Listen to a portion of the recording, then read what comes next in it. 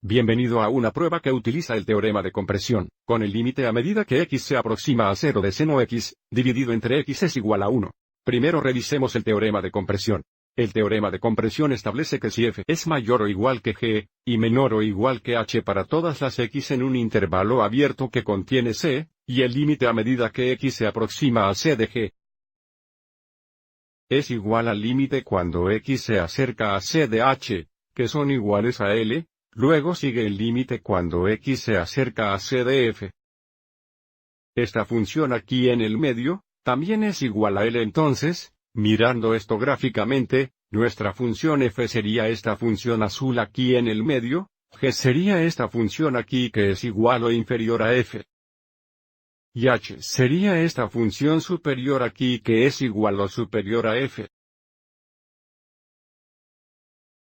Observe en este gráfico el límite cuando x se aproxima a 0 de g y h es igual a 0, y por lo tanto, el teorema de compresión sigue el límite cuando x se acerca a 0 de f también es igual a 0. Y ahora demostraremos que el límite a medida que x se aproxima a 0 de seno x, dividido por x es igual a 1, usando el teorema de compresión y el hecho de que sabemos que seno x, dividido por x, graficado aquí en azul, es mayor o igual que el coseno x, graficado aquí en rojo, y menor o igual que 1, graficado aquí en verde. Los valores cercanos que se aproximan a x son 0. Antes de escribir esto más formalmente, observe que el límite cuando x se acerca a 0 del coseno x es igual a 1.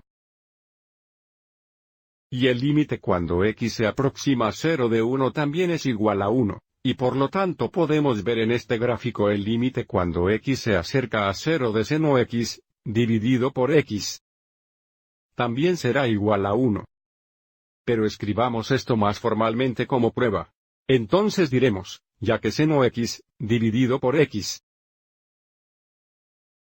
es mayor o igual que coseno x, y menor o igual a 1 en un intervalo abierto cerca de x es igual a 0, y el límite cuando x se aproxima a 0